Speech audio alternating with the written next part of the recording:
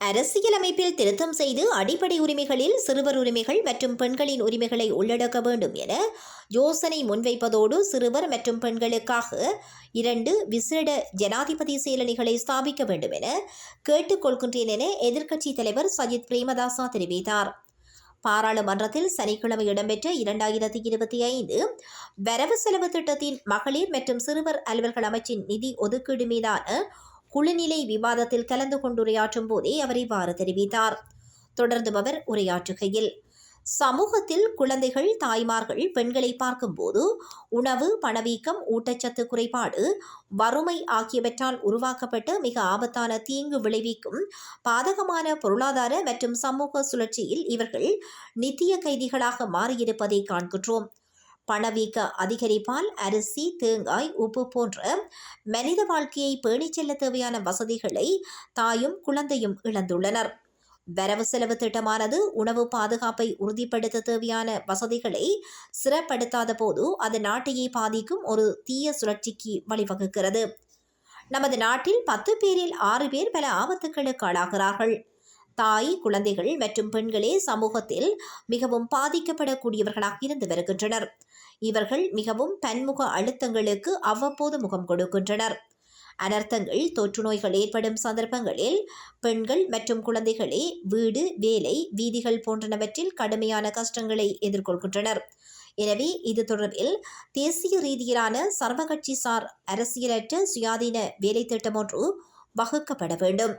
75% ஆண்கள், பெண் ஊழியர்களுக்கு எதிராக ஒரு சார்பு நிலைப்பாட்டை வைத்துக் கொண்டும் பெண்களை பணி அமர்த்துவதை தடுக்கின்றார்கள்.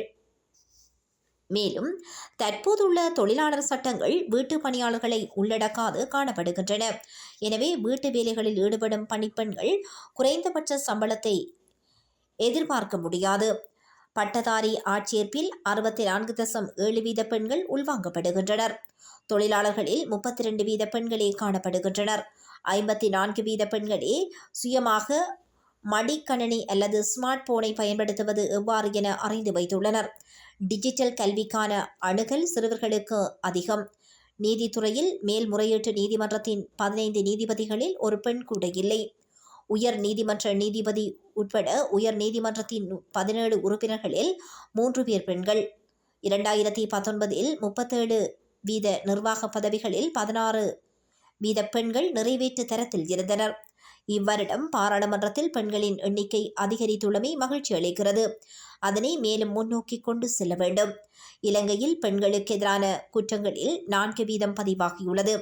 இந்த நாட்டில் உள்ள பெண்கள் நெருங்கிய துணையால் உடல் ரீதியாக துஷ்பிரயோகம் செய்யப்படுவது 2 மடங்கால் அதிகரித்து காணப்படுகிறது. பாலியல் துஷ்பிரயோகத்திற்கு ஆளானவர்களில் 87% 16 வயதிற்குட்பட்ட சிறுமிகள் ஆவர். பல்வேறு சர்வதேச சமயாவயங்கள் மற்றும் புரிந்துணர்வுகளை இலங்கை ஏற்றுக்கொண்டிருந்தாலும்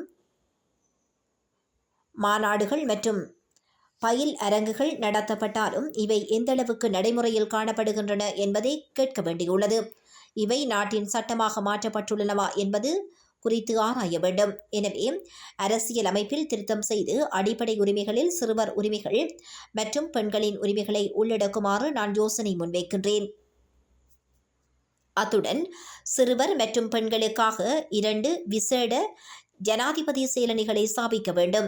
கிளீன் ஸ்ரீலங்கா வேலை திட்டத்திற்காக ஜனாதிபதி செயலணி உருவாக்கப்பட்டதை போன்று இதற்கும் உருவாக்க வேண்டும்.